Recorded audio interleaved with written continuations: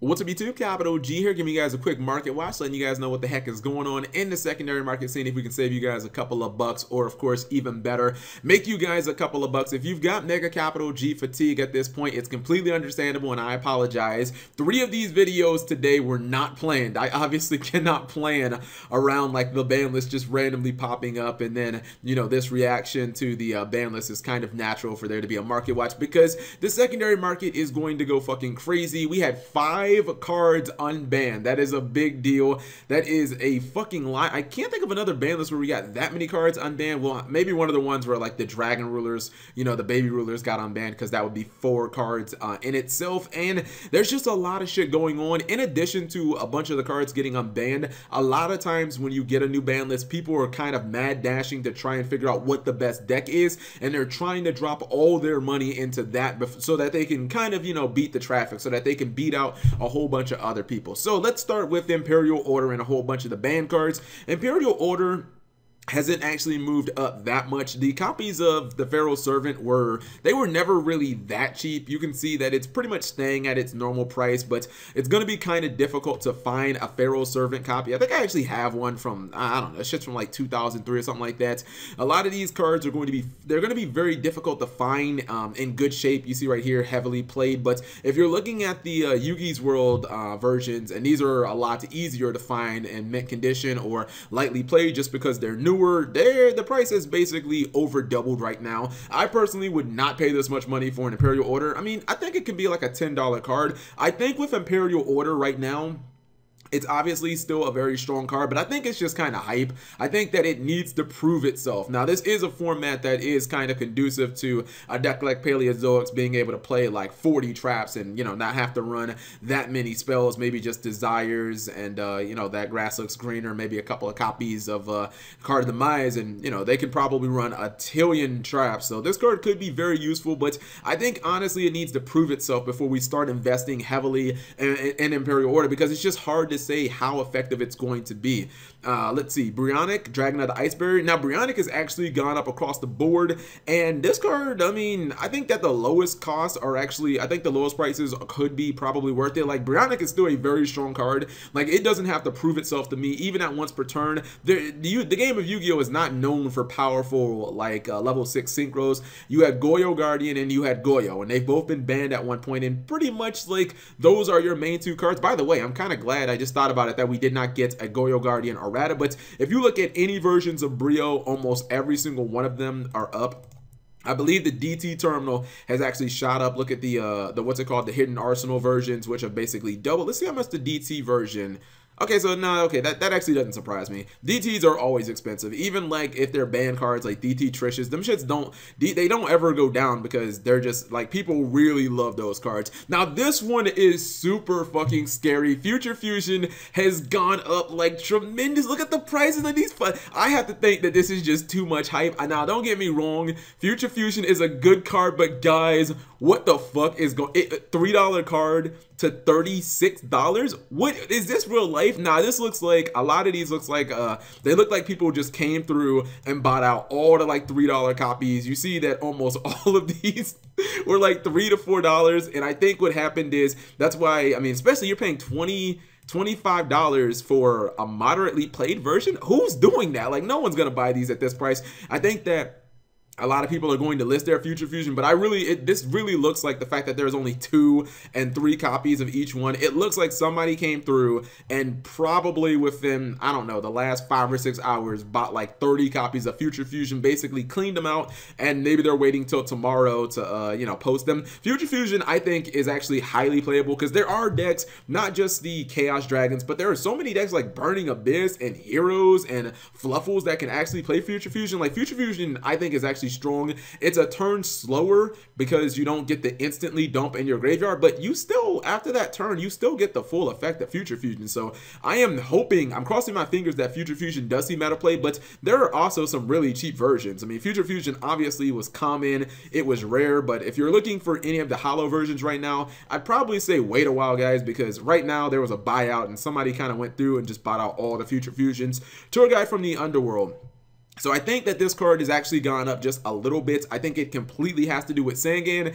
I mean, it won't be like it was with Dino Rabbit, where you had like 3 copies of Tour Guide and 1 copy of Sangan, but Sangan can search Tour Guide. Obviously, Tour Guide can instantly bring out Sangan, and let's be real, guys, Tour Guide with Link Summoning just got a fucking hell of a lot better, because think about if you summon Tour Guide and you don't want to exceed, you bring out Sangan, and then you Link Summon, and then your Sangan triggers, and you get a Link 2. Like, that's a really strong combo. I already thought that Sangan was going to be a very strong card moving into Link Summoning, because it could potentially trigger Burning Abyss if, you know, Konami ever graces the Burning Abyss archetype with a Link monster. But I already thought that this card could be potentially very strong, just the fact that it is, you know, 2 monsters instantly. But if you're able to send that Sangan to the graveyard and get an extra card, like, that is very powerful. So a lot of people are looking at Tour Guide, and I think the holo prices are actually going to go up. You see, the secret rare has gone up a little bit. The Astro Pack Ultimate rare has gone up. I don't know. I'm not the biggest fan of Ultimates. I can't condone this price. If Tour Guide would have went to like 2, then okay, maybe I could see you paying, you know, $36 for an Ultimate. But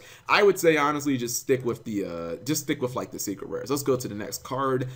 Speak of the devil right here. Sangan, you pretty much knew that that was going to go up. Sangan, it's just crazy. You knew Sangan was going to go up because of the fact that it went from ban to 3, which almost never happens. And honestly, Sangan is pretty much just as strong as it was before. I mean, it's not as strong in the context of like hand traps. You see right here, most of the prices have basically like doubled. It's not as strong in the context of you can search Maxie and then just instantly discard it, but it is pretty strong in setting up plays for next turn. If you search Tour Guide, something like that, or if you search like just a really powerful search monster, you can use that monster during your next turn. If you somehow want to run it in Zodiac, you can search your, you know, your Rapier and stuff like that. You see just about all of the copies have basically doubled in price, at least for the holo versions. I think that the market is going to kind of get flooded though, because like I don't think, like, how many Sangans do you play right now? Because it's at 3, and I don't know, I never imagined that Sangan would go at 3. Rescue Cat, the super rare version, this to me, out of all the unbanned cards, was the most predictable, because Rescue Cat only has 1 holographic print, although it's already confirmed to be in the Duelist pack, or excuse me, the Duelist Saga, which comes out in like 9 days. So I mean, you can, if you want to invest this much money, like, you can definitely drop $43 on a Rescue Cat, but I would just wait. Like, the Duelist, even if the Duelist pack, or excuse me, the Duelist Saga cards aren't that easy to get, even if that Rescue Cat is definitely a chase card, I mean, it shouldn't be more than like $15. Like, I don't see any reason of spending $43, up 13 bucks, when you can just kind of wait maybe 10 days and get it for a significantly cheaper price. Now I want to talk about some cards that are going up and some cards that you definitely should keep your eye on. So, Zodiac already didn't win the last YCS, and it was natural that Totally Awesome would go up in price, but the fact that Zodiac got hit and Paleo just completely skated meant that this card had to go up. Paleozoic, or excuse me, Totally Awesome is starting to creep back up. It's starting to basically go back to not quite that $75 price that it launched at, but I mean, it's basically a hair away from 60, guys. And this card was at a low of like $26. It even had a normal market price of $36. This basically happened as soon as they announced the ban list. As soon as they announced Paleo wasn't getting hit, you know, Totally Awesome got hit in the OCG. And, you know, a lot of people like myself, you see it win 2 back-to-back YCSs. It's obviously going to be the favorite for the next event. So, I mean, I kind of feel like it's probably the favorite for Nationals now. I think that this card could easily hit $60. Like, I would definitely, if you're going to play Paleo, like, I would buy 3 of them for $55 each. Now, Maxie, you guys can expect this to plummet, especially if you look at the lowest ones right here. Maxie, I believe about a month ago, like, every single one of them was trending up. You see Maxie, the super rares, oh no, these are the gold rares, have already lost about $6 off their value. I think these ultimates are not going to be worth anything in like a couple of months, because what's going to happen is you're going to have so many people who still had playsets of Maxie thinking that it might get to unlimited, and you're just going to have people are not going to really care about Maxie anymore. Like, a lot of people are not going to play Maxie, so you have a card that, you know, you used to basically have to have 2 of, and now you don't need any of. Like, people are not going to play 1 copy of Maxie, so I think the market probably within 48 hours is going to be so fucking flooded with Maxies. I mean, if you want to get a playset of Maxie, I say that you honestly wait about 3 days, release, and I think you'll be able to get these like ultra rares and secrets. I think you'll be able to get them for $5, maybe even less than that. Pot of Desires is a card that I would highly suggest, if you're going to play competitive, that you strongly suggest picking up. It's not only good in 60 card decks, but I think that this card is going to spike. I think that it is too cheap. I think that Paleozoics are definitively better than Zodiac right now because of the Banlist hits, and if you're running a 60 card deck, you can activate multiple Desires. Desires is, it's hard to say this because I think I'm going to get some slack, but guys, Desires is kind of a value at $55. You guys have seen this card at $100. You've seen it at $75. At $55, even though that is expensive, I kind of look at it as a value. If you can get 2 Desires for $100, like, I'm definitely there. I said before when Desires was 70 to get rid of that shit because I thought that no Zodiac players were going to play it, but now we've come full circle. I think Pot of Desires is a pick up. Dimensional Barrier is a card that I would definitely keep an eye on. I think this card has the potential to go up as we lose Vanities, Emptiness, as we lose Maxie, as we lose more defensive options. Cards like Solemn Strike and Dimensional Barrier, which these cards were already staple, they just become even more important. So like if everyone in the meta is running 3 of this, I just don't see how the price doesn't go up. It's not like there are going to be more Dimensional Barriers randomly popping up, and I mean, even by the time the Mega Tins come around, like, well, that'll be way after Link summoning, and you know, that'll be after national season and whatnot. Another card to keep your eye on is That Grass Looks Greener. That Grass Looks Greener did not get hit. Fairy Tale Snow didn't get hit. They completely skated on the ban list. You can see it already go up. I think that probably, man, I probably think that the Infernoid Zoo might be a little better than just pure zoos because you have the power of that grass. You can still mill your Fairy Tale Snows and all your Infernoids, plus you still get a little bit of the power of the zoo engine to make Tridents and Digustal Emerald and stuff like that. So this is a card that could easily go up. It's starting to just trickle up a little bit. I mean, I would just watch it. And then the last card, and this isn't even just one card, this could be me just completely off my fucking rocker, guys. Am I the only one that low-key thinks Burning Abyss is looking kind of fucking sexy right now? I know maybe That Grass Looks Greener doesn't work that well in it because I don't know how many good Burning Abyss you can really max out on 3, but you know, it did get Sangan for the tour guide place.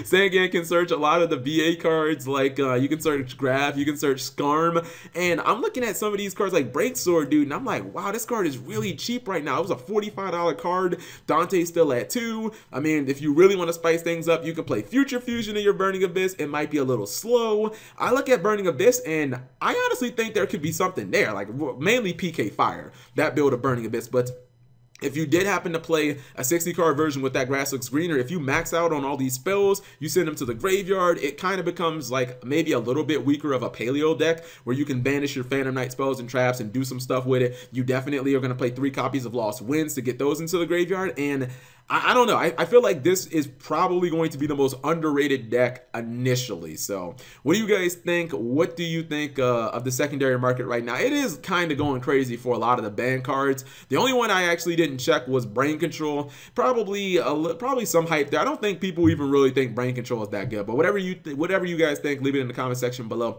Thank you guys for watching as always.